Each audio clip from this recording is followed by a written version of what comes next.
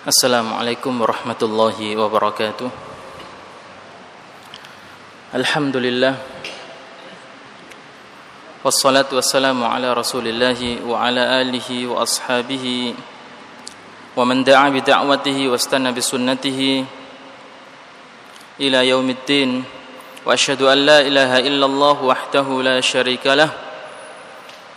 Wa asyhadu anna Muhammadan abduhu wa rasuluh المبعوث رحمة للعالمين يا أيها الذين آمنوا اتقوا الله حق تقاته ولا تموتن إلا وأنتم مسلمون يا أيها الناس اتقوا ربكم الذي خلقكم من نفس واحدة وخلق منها زوجها وبث منهما رجالا كثيرا ونساء واتقوا الله الذي تساءلون به والأرحام إن الله كان عليكم رقيبا يا أيها الذين آمنوا اتقوا الله وقولوا قولا سديدا يصلح لكم أعمالكم ويغفر لكم ذنوبكم ومن يطع الله ورسوله فقد فاز فوزا عظيما أما بعد فإن أصدق الحديث كتاب الله تبارك وتعالى وخير الهدى هدى محمد صلى الله عليه وسلم وشر الأمور محدثاتها وكل محدثة بدعة وكل بدعة ضلالة وكل ضلالة في النار أعاذنا الله وإياكم منها معاشر المسلمين. Saudara sekalian rahimakumullah, alhamdulillah kita bisa berjumpa kembali dalam kajian rutin kita di sini, kitab Riyadhus Shalihin yang ditulis oleh Al-Imam An-Nawawi rahimahullahu taala dan dijelaskan oleh Syekh Muhammad Ibni As-Shalih Al-Utsaimin rahimahullahu taala. Ya. Yang lalu telah kita bahas mengenai yaitu menyambung silaturahim yang dulunya disambung oleh orang tua kita, kemudian mereka telah tiada, maka sebagai anak kita menyambungnya, begitu. Terkadang ada seseorang yang sangat dekat, ya, kemudian sahabatnya ini salah satu di antara mereka berdua meninggal, ya, lalu selesai, ya, tidak ada kelanjutannya. Padahal yang meninggal ini punya anak, maka kata Rasulullah sallallahu alaihi wasallam, inna min abarril birri, kebaikan yang paling baik, kan begitu kita jelaskan kemarin, ada kebaikan yang paling baik, ya, yaitu seseorang, ya, menyambung wudda abihi, yaitu tadi saya katakan silaturahim yang pernah disambung oleh abahnya. Kita sudah jelaskan apakah itu sahabat-sahabat dari orang tua kita, ya, apakah itu kerabat-kerabat mereka, kalau kerabat mereka pasti kerabat kita, apakah anak dari sahabatnya orang tua kita, gitu kan, sebagaimana yang telah dipraktekkan, yang dilakukan oleh Abdullah bin Umar radhiyallahu anhuma. Ketika Abdullah ketemu dengan seseorang, lalu Abdullah bertanya, apakah kamu anaknya fulan? Begitu jawab iya, Abdullah mengatakan, sungguhnya fulan itu adalah sahabat ayahku. Maka Abdullah memberi hadiah kepada orang tersebut, ya, dia adalah anak dari sahabat ayahnya, yaitu Umar bin Al-Khattab radhiyallahu anhu. Naam. Sebagaimana juga yang dilakukan oleh Rasulullah sallallahu alaihi wasallam. Ya, Rasulullah sallallahu alaihi wasallam sepeninggal istri beliau Khadijah Al-Kubra, Rasulullah masih berbuat baik kepada sahabat-sahabatnya Khadijah. Nah, gitu. Ini bapak-bapak, ya, yang mungkin sudah ditinggal istrinya. Pak Haji masih, ya, setia insyaallah. Ya, tetap berbuat baik, ya, supaya apa? Terus berjalan kebaikan-kebaikan, ya. Kita punya istri, dia berbuat baik kepada sahabatnya, istri kita nggak ada, nah, jangan sampai kebaikan itu putus, begitu. Itu namanya menyambung, kan begitu, ya. Tayyib, alhamdulillah.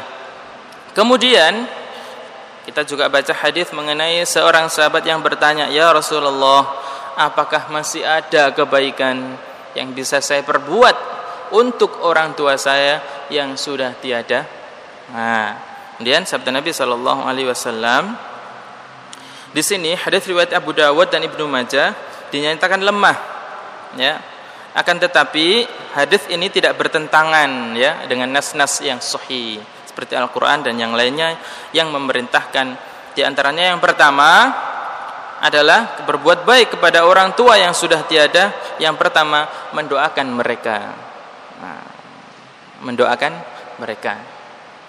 Tentu dengan catatan mereka muslim dan matinya dalam keadaan beriman. Kenapa? Karena Allah Subhanahu wa taala melarang kepada nabinya Muhammad sallallahu alaihi wasallam dan kepada orang-orang mukmin kita untuk apa? Memintakan ampun buat orang-orang musyrik, yakni orang-orang kafir yang sudah meninggal, yang sudah enggak ada. Ustaz, itu bapak saya, gimana saya boleh enggak mendoakan? Enggak usah. Karena apa? Allah melarangnya. Ya, itu anak saya, misalnya anaknya, mohon maaf, ikut agama lain gitu ya, terus mati kecelakaan, waduh, nemen ini ya. Nah ini, akhirnya orang tua, sayang-sayangnya orang tua, tetap tidak boleh mendoakan, ya, orang kafir walaupun dia kerabatnya bila sudah mati, ya. Tapi pertama mendoakan mereka yang sudah meninggal. Yang kedua, memohonkan ampun, ya, memohonkan ampunan. Ya. Lalu bagaimana dalam Al-Quran disebutkan bahwa Ibrahim itu memohonkan ampun untuk ayahnya yang musyrik. Ya. Allah katakan, wa ma kana istighfaru Ibrahim li abihi. Wah, hujan ya. Gimana doa hujan? Saya bangla.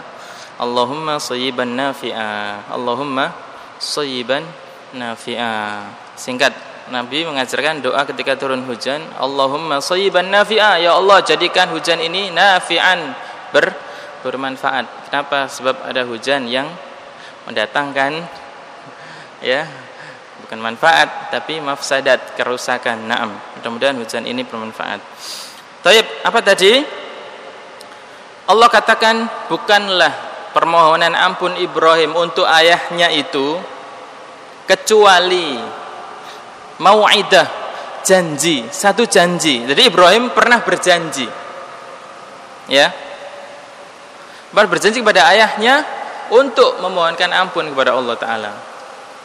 Tapi apa kata Allah? Falamma tabayyana lahu, ketika Ibrahim sudah tahu annahu aduwwun lillah, bahwasanya ayahnya ini adalah musuh Allah, musyrik, tidak mau beriman sebagaimana Ibrahim. Bahkan Ibrahim diusir, ya, la illam tantahi la arjumannaka, katanya abahnya, kalau kamu masih ngomong ngajak saya kepada ajaranmu itu Ibrahim, kamu tak rajam nanti. Apa tak rajam? Tak lempari sampai mati, itu marah abahnya, ya. Ketika Ibrahim sudah tahu bahwa abahnya adalah musuh Allah, gitu kan, tabarra'a minhu, Ibrahim berlepas dari abahnya, tidak lagi mendoakan ayahnya, begitu, ya. Jadi di sebuah ayat dikatakan Ibrahim berjanji mendoakan ayahnya. Kalau kita baca ini kita pahami, oh kalau gitu doakan orang tua mati kafir gak apa-apa, selesai. Jangan begitu, baca ayat yang lainnya, begitu, biar lengkap. Naam, itu yang kedua, istighfar untuk mereka, mohonkan ampun untuk orang tua yang sudah meninggal. Kemudian yang ketiga, wa infadhu ahdihima, melaksanakan janji yang mereka buat ketika hidup, wasiat, janji, nazar, itu dilaksanakan oleh anak ini, ya, ahli waris, ya, begitu, anaknya, turunannya. Kemudian yang keempat, wasilatur rahim allati la tusalu illa bihima, dan menyambung rahim, ya, yang hanya bisa disambung oleh mereka. Orang tua kita suka ke saudara yang sana, gitu.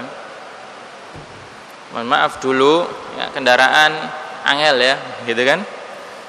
Waktu masih jarang kendaraan, saya serumah gitu kan, di rumah yang kunjung silaturahim ke saudara rutin itu cuma orang tua saja. Anak-anaknya nggak boleh ikut. Kenapa? Ngontel soalnya.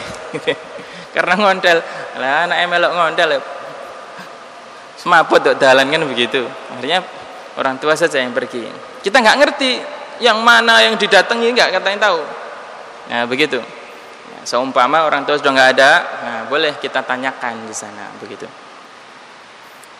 Siapa yang dulu diiniin sama bapak ini dan itu, ditanyakan, disambung yang pernah mereka sambung.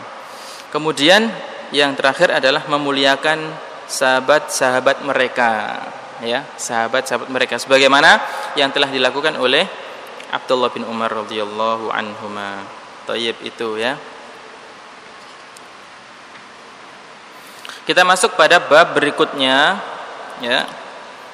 Namun bab ini insyaallah akan kita bahas pada pertemuan yang saya tidak tahu urutannya, karena saya ingin loncat kepada bab setelahnya, yaitu setelah kita memuliakan orang tua, memuliakan sahabat dari orang tua kita, lebih pas kita membahas tentang memuliakan orang yang lebih tua dari kita, begitu. Orang tua tapi bukan orang tua kita. Kalau di sini yang lebih tua dari saya, ya anda ini, begitu. Pak Haji, Pak Ahmad, yang gitu. Ini diperintahkan oleh Allah Subhanahu Wa Taala. Tayyib. Kalau Allah Taala, A'udzubillahi minasyaitonirrajim. Qul hal yastawil ladzina la ya'lamuna wal ladzina la ya'lamun. Innama yatadzakkaru ulul albab. Surat Az-Zumar ayat 9.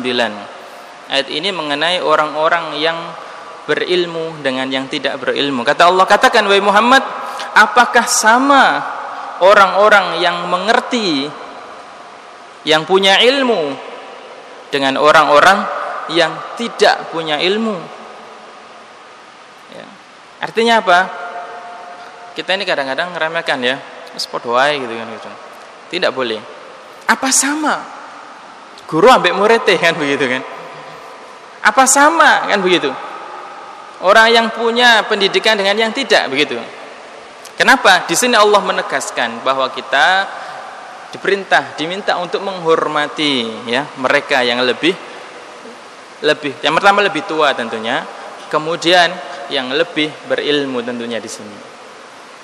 Innama yatadzakkaru ulul albab, hanya orang-orang yang berakal lah yang mau mengambil pelajaran. Ya, ini dari ayat ini.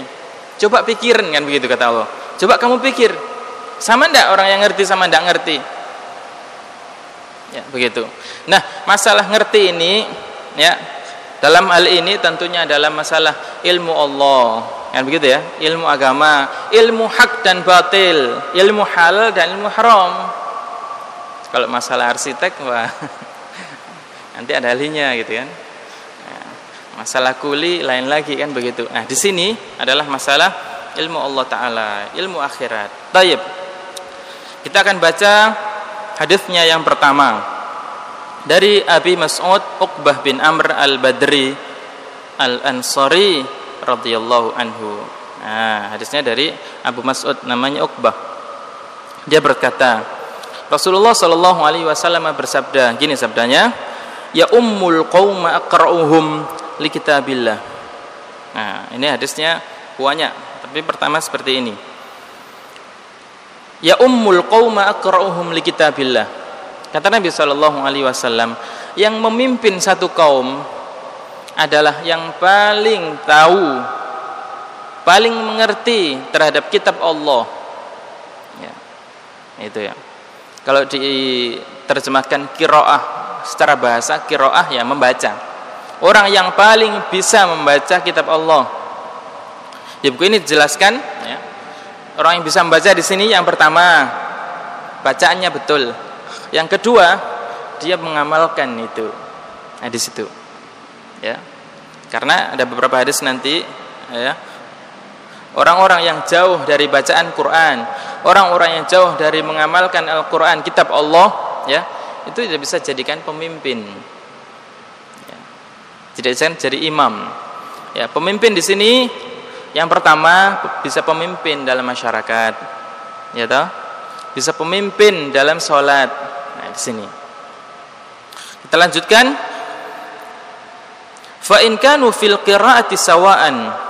Jika mereka misalnya ya, ketika hendak memimpin sholat di sini, imam-imam ini bacaannya sama. Ini hafal berapa juz? Oh, 10 juz. Kamu 10 juz juga. Oh, sama. Ini yang mana yang imam ini kan gitu misalnya. Maka apa? Fa'alamuhum bisunnah. Maka yang paling mengerti tentang sunnah. Saudara, kalau ada kata-kata fulan hafal Al-Qur'an 30 juz. Waduh, ya apa ya kan begitu. Sama, ada 2 orang hafal 30 juz sama. Tetapi sekali saya katakan, tidak semua orang yang hafal itu ngerti apa yang dia hafalkan. Ya. Tidak semuanya mengerti. Kalaupun sama-sama mengerti, tidak semuanya sudah mengamalkan apa yang dia pahami. Begitu. Mengerti, paham, orang banyak hafal Quran, tapi hadis nggak paham sama sekali. Ya. Yang dipahami hadis-hadis dhaif semua, kan begitu. Ya. Kenapa? Sibuk dengan Al-Quran. Ada apa tuh di Solo itu? Tafsir Al-Quran ya? MTA ya? Nah itu. Dia Quran, woi. Begitu dengar an Abi Hurairah itu masih perselisihan, bisa sahih, bisa dhaif, kan begitu. Ya gitu. Saya nggak ngerti. Ya gitu. Kalau ada orang sama-sama pintar Quran, mana yang berhak jadi imam? Ya, yang lebih tahu tentang sunnah. Ya apa caranya tahu? Nah itulah pentingnya mengenal seseorang. Itu. Kita cuma kenal namanya doang. Oh ini siapa? Belakangnya SSI, MPI apa gitu kan? Wow sip gitu kan? Tapi nggak pernah tahu orangnya, nggak pernah tahu kesehariannya, nggak pernah tahu bagaimana dia. Ya nggak bisa. Yang namanya sahabat Nabi SAW itu, dia kenal namanya, dia kenal di mana rumahnya, pekerjaannya apa, begitu, anaknya berapa. Kita begitu nggak? Makanya dalam hal seorang mengenal itu ada tingkatan-tingkatan, gitu. Kita nyapa saja kalau ketemu orang di jalan, assalamualaikum, bisa jadi kenal, bisa jadi nggak kenal, cuma karena ngelihat pakaiannya doang, nggak pakaiannya kayak gini, assalamualaikum gitu kan, atau karena ngelihat jenggotan, assalamualaikum gitu. Ya begitu live-isan nggak assalamualaikum ya gitu kan, itu mungkin saja. Oke, kenal, sama-sama kenal. Saya kenal dia. Ya, dia sama-sama jamaah di Al-Irsyad. Tapi saya nggak tahu namanya, gitu kan? Gitu. Saya tahu aja, nggak tahu namanya. Sama-sama tahu namanya. Ya, yang satu nggak tahu rumahnya, yang satu tahu rumahnya. Sama-sama tahu di mana rumahnya. Yang satu sudah pernah ziarah ke rumah itu, ya bermain ke situ. Yang satu belum pernah. Ini namanya mengenal. Oke, kembali kepada hadis ya. Untuk mengenal seseorang ya di situ. Ya. Taib. Kita lanjutkan hadisnya. Kalau kemudian ada 2 orang atau lebih, mereka sama-sama paham Quran, sama-sama pandai dalam sunnah hadis, ya. Pengamalannya sama-sama lah. Mondoknya sama gitu ya. Lamanya sama, lulusnya bareng gitu kan, tinggalnya tetanggaan kan gitu, kerjanya di satu instansi di Yayasan Al-Irsyad misalnya. Terus gimana? Apa kata Rasulullah? Fa'aqdamuhum hijratan, maka diutamakan yang lebih dulu hijrah. Sekarang nggak ada hijrah, ya nggak ada hijrah ya. Maka bisa dilihat dari yang lebih tua, ya umurnya, masuk lahirnya bareng kan gitu ya. Maka dari itu sela-sela itu pasti ada yang lebih ini. Kalau sudah sama semua sweet aja gitu. Insya Allah tidak, pasti ada yang tidak sama. Kenapa? Sak podo-podone orang itu loh, ada perbedaannya. Kembar itu loh, sama? Tidak, ada bedanya. Cari Cari. Dalam hal ini kelebihannya di dalam Islam. Sama semua, tapi tidak sama perjuangannya, kan begitu. Yang satu dia berdakwah di ini. Yang satunya ya dia cuma ngajar di sekolah doang, ya, cuma ngajar tok. Kan lain ini. Ya, jadi pertimbangan. Thayyib. Lanjutan hadisnya, kalau semua sama-sama hijrahnya bareng, ya, maka faqdamuhum sinnan, yang lebih tua, ya. Kemudian wala ya umman ar-rajula fi sultanihi. Kata Rasulullah, seseorang dilarang menjadi imam terhadap orang lain di dalam kekuasaannya. Maksudnya apa? Ini di daerahnya orang, nyelonong wae, itu enggak boleh. Ya. Bolehnya gimana? Penguasa di tempat itu mempersilahkan, mengizinkan. Nah, itu baru boleh. Bapak-bapak yang di sini sudah belajar ngaji, masya Allah, ya. Kalau di luar, misalnya, saya tahu daerah sini ini biasanya imamnya nggak bisa ngaji, bacaannya bejat. Nanti saya mau di depan sendiri. Kalau sudah adzan selesai, salat sunnah, langsung muadzin tak suruh qomat. Wah, ini nggak boleh. Hati-hati kayak gitu. Kadang-kadang kan begitu. Bukan tidak ada, pernah mungkin kejadian. Terutama yang masih muda-muda. Kawan-kawan saya itu biasanya begitu kalau di ma'had. Ayo nanti ke mushola situ. Dengerin ini.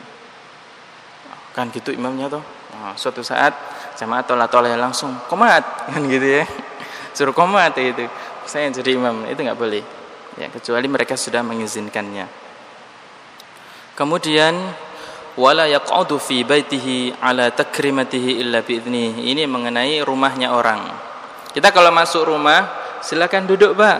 Kan begitu turun masuk. Ya. Kita duduk di mana? Duduknya di kamar tidurnya dia? Kan tidak toh? Ya. Duduk persilakan ya di situ.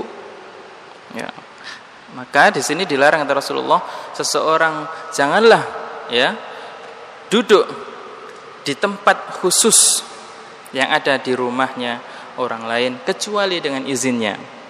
Bapak-bapak tempuhnya tempat khusus, ya, tempat duduk yang khusus, ya, atau mungkin karpet yang khusus, begitu ya. Sini nggak ada ya. Pada wae lah, mau tamu duduk di mana, mau tidur di dalam terserah, ya, begitu. Tentu masing-masing orang itu punya tempat khusus, tempat pribadi, itu nggak boleh. Intinya nyelonong nggak boleh, kan begitu? Ya, nyelonong nggak boleh. Disuguhin kopi di meja, masuk ke dapur bikin teh sendiri, tidak boleh. Ya, kecuali sudah sangat akrab sekali, itu pun seizin dari yang punya rumah. Ya. Rawahu Muslim, hadis riwayat Muslim. Ya, itulah ini hadis ya mengenai mengutamakan mereka yang lebih tahu. Kalau dalam hal imam seperti ini, imam sholat yang lebih tahu tentang kitab Allah, ya, kemudian sunnah, ya, kemudian yang lebih tua, hijrah sudah nggak ada ya. Kalau zaman Rasul ada hijrah, ya, yang lebih tua selesai, ya. Kemudian hadis yang kedua, Rasulullah SAW pernah ketika sedang sholat, ya, sebagai imam tentunya Rasul, beliau mengusap-usap pundak kami, kayak gini, dipegang-pegang. Imamnya di sini pernah nggak begitu? Nggak pernah ya? Ngapain sih? Gitu kan, bukan gitu ya. Jangan, kalau dipegang, alhamdulillah, gitu kan. Saya disenangi sama imamnya, gitu ya. Rasulullah SAW kata Abi Mas'ud juga mengusap-usap pundak kami ketika kami hendak sholat, yaitu berjamaah. Lalu beliau mengatakan, istawu wala takhtalifu, ya, luruskan shaf, wala takhtalifu, jangan kalian berselisih. Dalam shaf berselisih itu apa? Satunya di depan, satunya begini, kakinya begini-begini, akhirnya siksak gitu ya. Nah, itu namanya ikhtilaf. Jangan berselisih. Makanya Bapak kalau sholat di mana saja, mau di sini, mau di sana, luruskan. Kalau di masjid itu sudah ada garis, ya ikuti garis itu. Kecuali ada memang suatu masjid garis shafnya itu ya terlalu pendek, ya. Sehingga apa? Mereka sepakat untuk mundur sedikit, ya. Seumpama ikut garis itu pas sujud kena tembok misalnya begitu kan? Ya, kalau misalnya ada tempat gitu, ada masjid ini garis softnya kok deket-deket gitu kan? Lalu jamaah situ kita lihat mereka bersepakat untuk mundur sedikit sehingga lebih dari garis soft, ya. Maka kita ikuti itu. Jangan kemudian wah ini kan garisnya di situ, saya berdiri di situ aja. Tidak, ya. Maka kita ikuti barisan di situ. Sebaliknya, kalau garisnya sudah pas, lalu jamaahnya maju mundur begini, ada yang ke situ garis, ada yang di depannya, ada yang di belakangnya. Samanya apa? Kalau mau jadi makmum, langsung saja paskan dengan garis soft yang ada. Wah, garisnya sudah pas. Ya.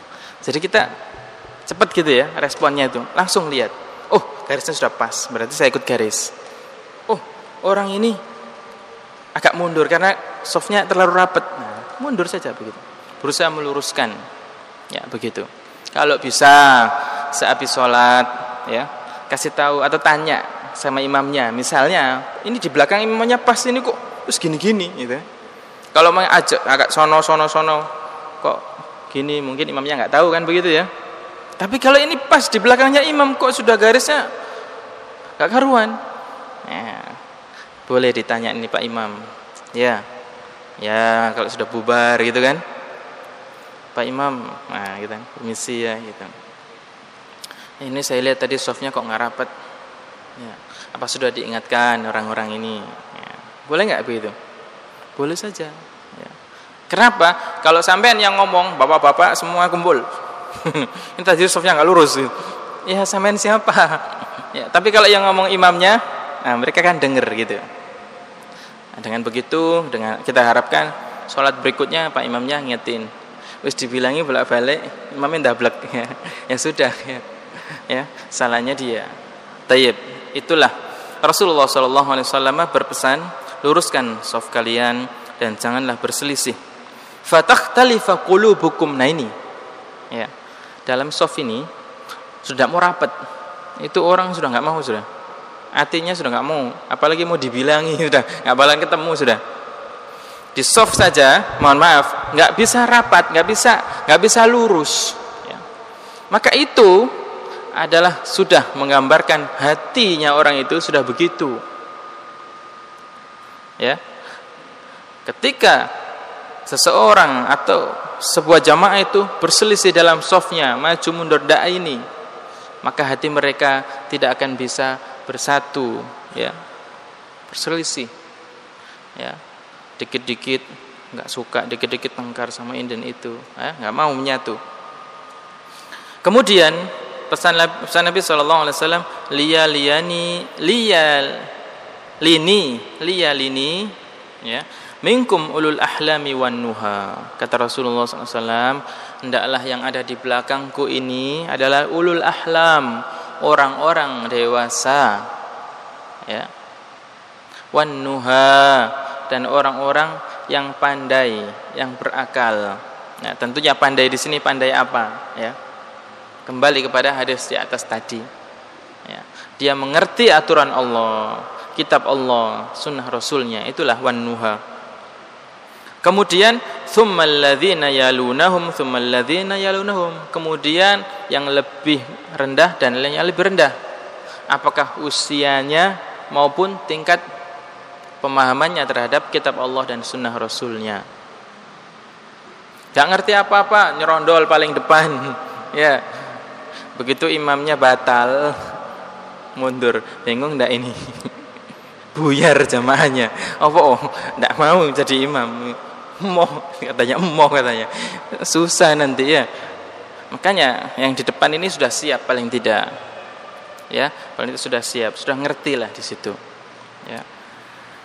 Baik, itulah pesan Nabi SAW, ya. Jadi hisaf yang paling depan adalah orang dewasa, ya.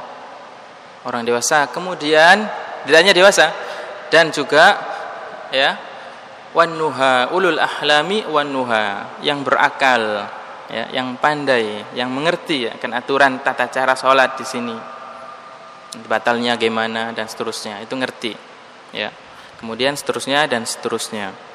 Taib, ini berarti mengutamakan, ya. Jadi seseorang itu dimuliakan yang pertama karena umurnya, dia memang lebih tua. Atau yang kedua, dia masih muda tapi dituakan. Begitu ya, dituakan karena ilmunya, kan begitu ya. Nah, kadang ada orang maju disuruh jadi imam, orangnya pinter, umurnya masih belasan tahun. Ya, baru lulus SMA atau baru perguruan tinggi, padahal makmumnya umur 70, 80, kan begitu. Ya.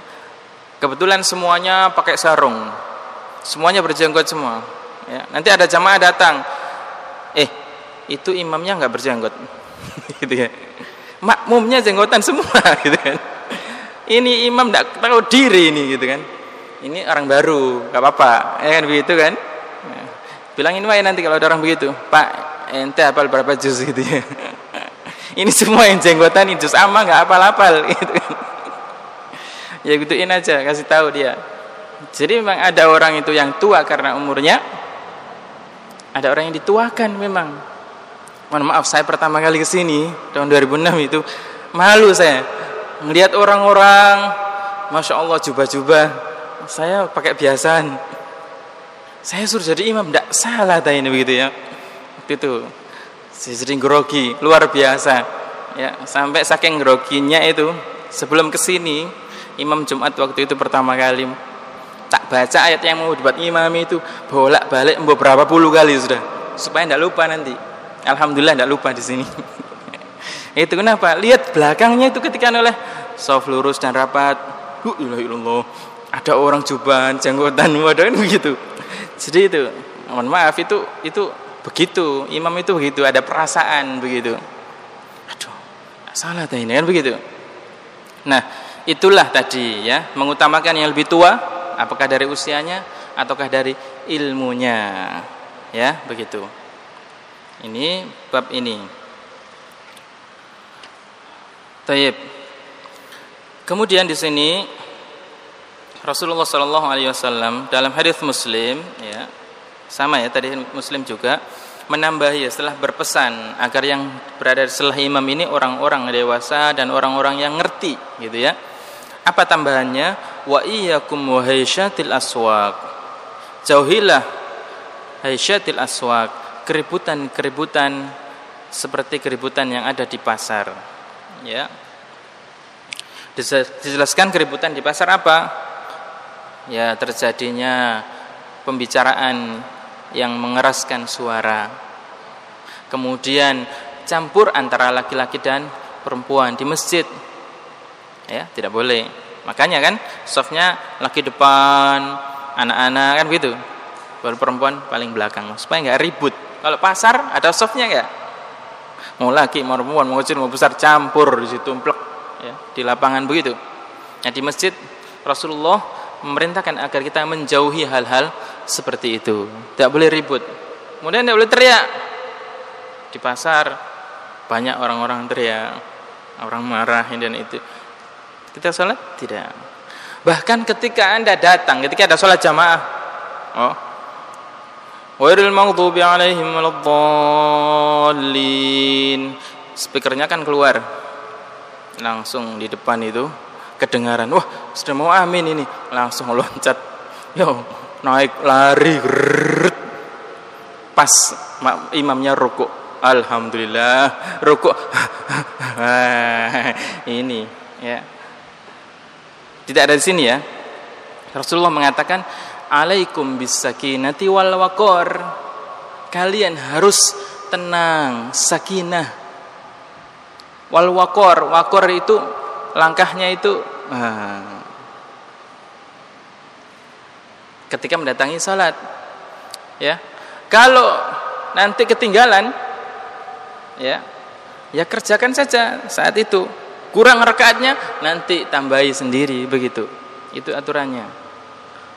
Saya di masjid-masjid di mana saja ya, kalau pas kita lagi di depan ledak apa ini itu tidak boleh, itu tidak boleh. Sudah dilarang oleh Rasulullah SAW. Kamu harus sakinah dan waqar, tenang gitu. mendatangi sholat. Ya. Di sini ada nggak gitu? Saya lupa gitu, saking seringnya. Ya, maghrib kadang gitu.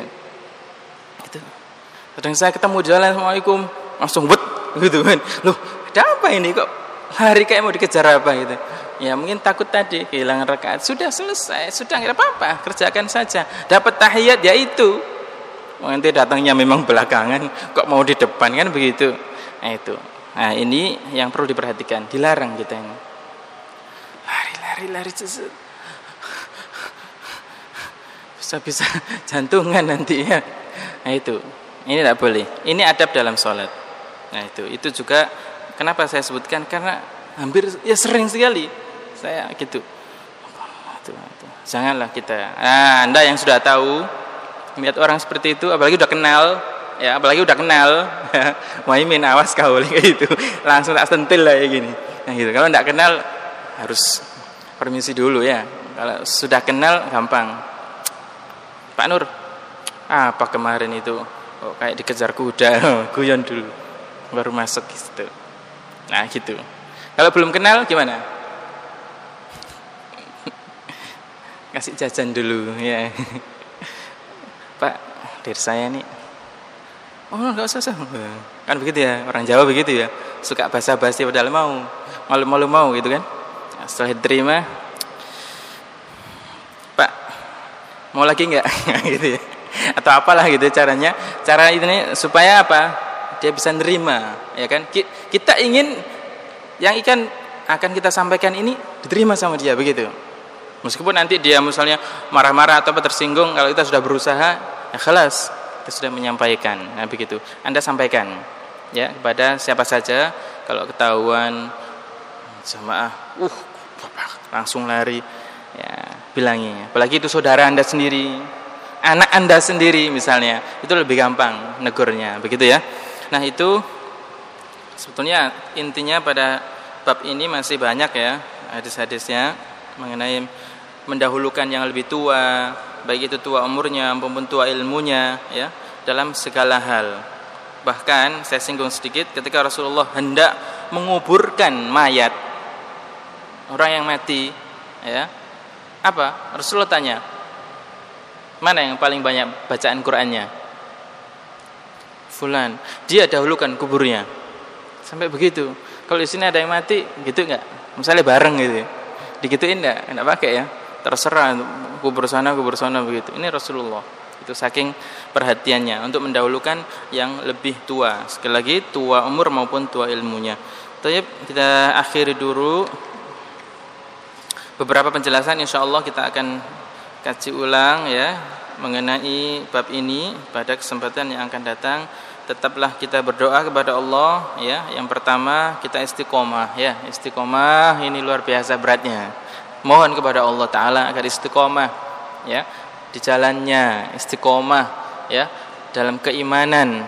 Karena ujian keimanan ini semakin berat. Seorang mukmin semakin kuat imannya, ujiannya semakin berat ya.